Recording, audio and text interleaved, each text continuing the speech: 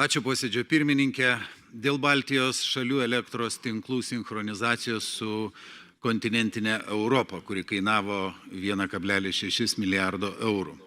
Noriu paklausti, ar energetikos ministerijai su finansų ministerija jau yra atlikusios šių investicinių kaštų naudos vertinimą?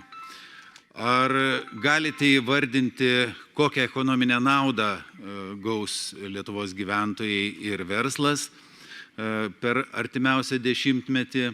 Ar kol kas turime tik geopolitinę, bet ne ekonominį šio projekto pagrindimą?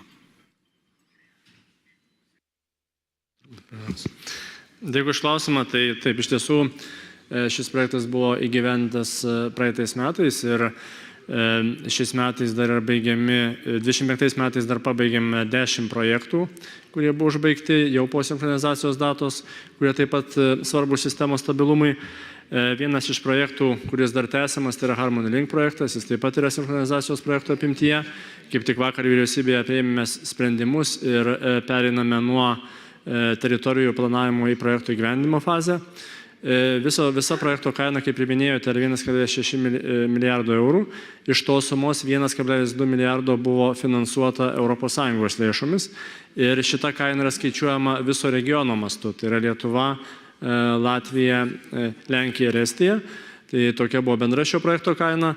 O kalbant apie šio projekto naudas, tai jų tikrai yra daug ir vien monetizuojant tiekimo nutraukimo faktorių, mums žala mūsų sistemai būtų skaičiuojama 100 milijonų eurų. Tai dar toliau tie skaičiai gali būti dėliojami, bet iš esmės tai buvo struktūrinis pokytis, kuris beje lėmė ir atsinaujinančios energetikos plėtrą Lietuvoje.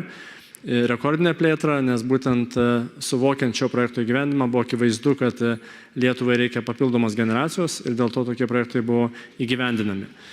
Tai tokios ir naudos.